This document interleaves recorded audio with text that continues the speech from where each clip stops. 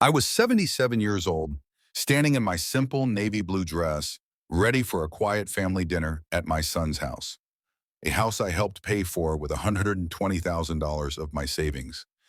Then my phone buzzed with a text that shattered my heart. You weren't invited. My wife doesn't want you there. 8 cold words from my son, Garrett, that changed everything.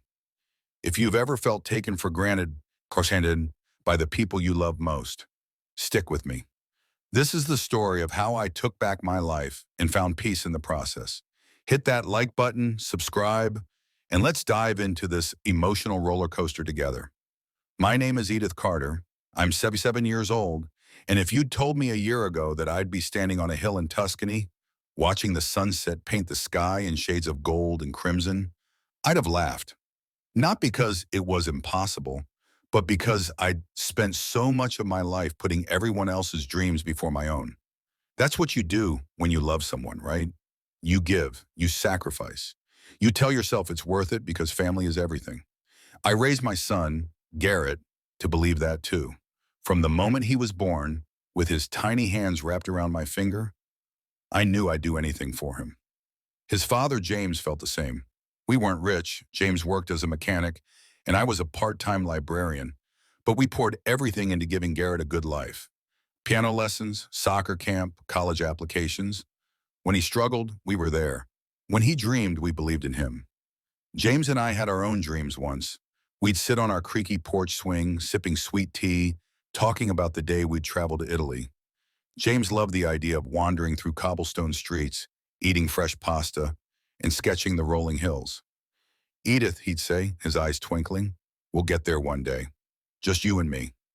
But life got in the way. Bills piled up. Garrett needed braces, then a car, then help with rent. Italy became a postcard we pinned to the fridge, a promise we'd keep someday. When James passed away 10 years ago, that postcard felt like a cruel reminder of what we'd never have. I was 67, a widow with a modest pension and a heart full of grief. But I had Garrett, I had my daughter-in-law Marissa, I had my grandchildren, Toby and Rebecca. They were my reason to keep going. I told myself I didn't need Italy, I didn't need grand adventures. I had family, and that was enough. Garrett and Marissa were high school sweethearts. They got married young, and I was so proud when they stood at the altar, promising to love each other forever. But forever is a tricky word. It bends and warps under the weight of real life. Garrett was ambitious, always chasing the next big idea. He'd start businesses, tech startups, a coffee shop, even a car detailing service. But they never quite worked out. Each time he'd come to me, his eyes full of that same boyish hope I'd seen when he was 10, asking for a little help to get back on his feet. And I gave it, every time. When his first business tanked, I gave him $20,000 from my savings. When Marissa wanted to go back to school for her nursing degree, I paid her tuition, $15,000 over 2 years. When their roof leaked, I covered the $8,000 repair bill. And when they found their dream home, a beautiful 2-story house with a wraparound porch, I didn't hesitate. I handed over $120,000, nearly half my retirement fund, to help them secure it. It's for the family, I told myself. It's for Toby and Rebecca to have a stable home. Marissa wasn't always warm to me. She'd smile politely, but there was a distance in her eyes, like I was an obligation rather than family. I chalked it up to her being busy, working long shifts as a nurse, raising 2 kids. I didn't mind. I'd show up with casseroles, babysit Toby and Rebecca, or slip them a few $100s for groceries when things were tight. I wasn't trying to buy their love, I just wanted to help. That's what mothers do, right? But love, I've learned, isn't a transaction. It's a choice, and not everyone chooses it. The night it all unraveled started like any other. It was a crisp October evening, the kind where the air smells like fallen leaves and possibility. Garrett had called a week earlier, inviting me to a family dinner at their house. Just a quiet night, Mom, he'd said. Toby and Rebecca miss you. Bring that apple pie you make. His voice was warm, like the old days, and I felt a flicker of hope. Maybe things were finally settling down. Maybe we were finding our rhythm as a family again. I spent the afternoon getting ready. I chose my navy blue dress, the one I knew Marissa wouldn't roll her eyes at. She'd once made a comment about my old lady clothes, so I was careful to pick something simple but elegant. I curled my hair, put on a touch of lipstick, and baked the apple pie, the recipe my mother had passed down to me. As I slid the pie into the oven, I pictured us all around the table. Garrett carving the roast, Toby telling me about his soccer games, Rebecca showing me her latest drawings. It was going to be perfect. Then my phone buzzed. I pulled it out of my purse, expecting a reminder about what time to arrive. Instead, I saw a text from Garrett. 8 words, cold and sharp as a knife. You weren't invited. My wife doesn't want you there at dinner. I stood there, frozen, the smell of cinnamon and apples filling the kitchen. My hands trembled as I read the message again, thinking I'd misunderstood. But there it was, in black and white. No call, no explanation. Just a text, like I was a neighbor they didn't want dropping by. I sank into a chair, my heart pounding. I tried to call Garrett, but it went straight to voicemail. I texted back, "Is this a mistake? I thought you invited me." No reply. I waited an hour, then 2, staring at the phone, willing it to light up with an apology, an explanation, anything. But it stayed silent. That's when the memories started creeping in. All the times I'd said yes when I should have said no. The late-night calls from Garrett, asking for just a little help to cover a bill. The way Marissa would thank me with a tight smile, never quite meeting my eyes. The Christmas I spent alone because they forgot to invite me until the last minute, and I didn't want to impose. I told myself it was fine. I told myself it was love. But it wasn't love. It was convenience. I was their safety net, their A20, their backup plan. And now, when I was no longer useful, they'd cut me out. Not just from dinner, but from their lives. I don't know how long I sat there, the pie cooling on the counter, the house too quiet around me. But at some point, the sadness turned to something else. Not anger, not yet. Clarity. For the first time, I saw it all clearly. I'd given them everything, and they'd taken it without a second thought. I wasn't their mother, their grandmother, their family. I was their resource.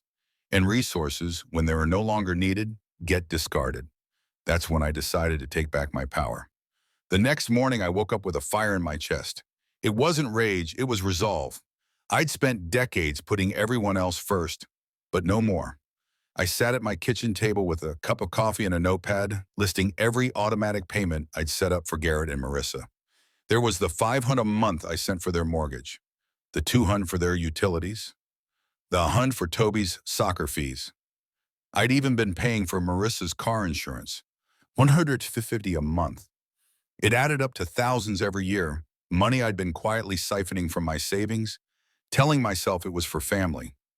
I called my bank and canceled every single payment. The woman on the phone, a kind voice named Linda, asked if I was sure. "Oh, I'm sure," I said, my voice steady. It's time I started taking care of myself. Next, I called my lawyer, a no-nonsense woman named Diane, who'd helped me with James's estate. I told her I wanted to revoke Garrett's power of attorney. He'd had it since James passed, in case anything happened to me.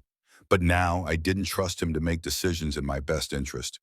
Diane didn't ask for details. She just said, "Good for you, Edith. I'll have the paperwork ready by tomorrow." For the first time in years, I felt light, like I'd been carrying a weight I didn't even know was there. And now it was gone. But I knew the hard part was coming. Garrett would notice the money stopping, he'd call, he'd show up, and I needed to be ready. Sure enough, 3 days later, there was a knock at my door. I opened it to find Garrett standing on my porch, his face a mix of confusion and irritation.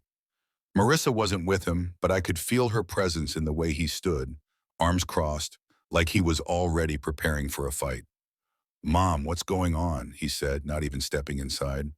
"The bank called. They said the mortgage payment didn't go through. And Toby's coach said his fees are overdue. Did you forget?" I looked at him, my son, the boy I'd raised, and felt a pang in my chest, but I didn't waver. "I didn't forget, Garrett," I said calmly. "I stopped the payments." His eyes widened. "What? Why? We're counting on that money, Mom. You can't just—" "I can," I interrupted, my voice firm but not cruel. "You uninvited me from the house I helped pay for. You didn't just cut me out of a dinner, Garrett. You cut me out of your life, and you still expected me to keep paying for it." He opened his mouth, then closed it, like he wasn't sure what to say. For a moment, I saw the boy I'd known, the one who'd cry when he skinned his knee, who'd hug me tight after a bad day. But that boy was gone, replaced by a man who saw me as an obligation, not a mother. "Marissa didn't mean it like that," he finally said, his voice softer. "She was just stressed. You know how she gets." I shook my head. "This isn't about Marissa. This is about you. You sent that text. You made that choice. And I'm making mine now." He stood there silent, his jaw tight. I could see the wheels turning, trying to figure out how to fix this, how to get the money flowing again. But I wasn't budging. Not this time. 6 weeks later, they tried to stage an intervention. I should have seen it coming. Garrett and Marissa showed up at my house unannounced, along with Marissa's entire family, her parents, her sister, even her cousin, who I'd only met once. They filed into my living room, filling the space with tension and forced smiles. Marissa's mother, Carol, carried a tray of store-bought cookies, like that would soften the blow of whatever they were planning. "Edith, we're worried about you," Marissa said, her voice dripping with rehearsed concern. "You've been acting so erratic lately, canceling payments, cutting us off. It's not like you." I almost laughed. Erratic? I'd never felt more clear-headed in my life. But I let her talk, let them all talk. Garrett chimed in, saying how stressed they were, how they couldn't afford the mortgage without my help, how Toby and Rebecca were suffering. Marissa's father, a man who'd never said more than 10 words to me, went on about how family takes care of family. The irony wasn't lost on me. Finally, I stood up. I'm not a tall woman, barely 5'2", but in that moment, I felt like I towered over them all. "Let me make this clear," I said, my voice steady. "This isn't manipulation. It's a boundary. For years, I gave you everything. Money, time, love, because I thought it was what family does. But you didn't just take it. You expected it. And when I was no longer useful, you uninvited me from your lives. So no, I won't be your safety net anymore." The room went silent. Marissa's face turned red, and Garrett looked like he wanted to disappear. Carol set the cookies down, muttering something about misunderstandings. But I wasn't done. "I love you, Garrett," I said, looking straight at my son. "I love Toby and Rebecca. But love doesn't mean I have to keep giving until there's nothing left of me. I deserve better. And I'm choosing myself now." They left shortly after, their intervention a failure. I closed the door behind them and felt a weight lift off my shoulders. For the first time, I wasn't afraid of being alone. I wasn't afraid of saying no. 6 months later, my life looked different. I wasn't their safety net anymore. I was just Edith, 77 years old, a widow, a mother, a grandmother, and for the first time, a woman who chose herself. Toby came to me one day, his eyes red from crying. He was 16, caught in the middle of his parents' mess. "Grandma, I'm sorry," he said. "I didn't know they'd hurt you like that." I hugged him tight and told him it wasn't his fault. When he asked for help with college applications, I didn't give him money. Instead, I offered him a job, helping me sort through James's old tools in the garage, $10 an hour. He took it, and we spent hours together, laughing, talking, rebuilding something real. Rebecca, my sweet Rebecca, was the only one who never asked for anything.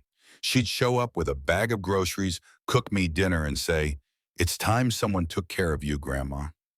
Those words meant more than she'll ever know. And then there was Italy. I'd kept that postcard on the fridge for years, a reminder of the dream James and I had shared. One day I looked at it and thought, why not now? I booked a trip to Tuscany, using the money I'd saved from canceling those payments. I walked the cobblestone streets James had dreamed of, ate pasta in a little cafe, and took an art class where I painted the rolling hills. Every evening, I'd watch the sunset, feeling James's presence beside me, his voice whispering, "We made it, Edith." One night, as I sat on a hill overlooking the vineyards, my phone rang. It was Garrett. I stared at the screen, his name flashing like a ghost from the past. For a moment, I considered answering, hearing him out, giving him one more chance. But then I looked at the sky, painted in shades of gold and crimson, and I let the phone ring. Peace isn't just silence. It's choosing yourself. And for the first time in my life, I did.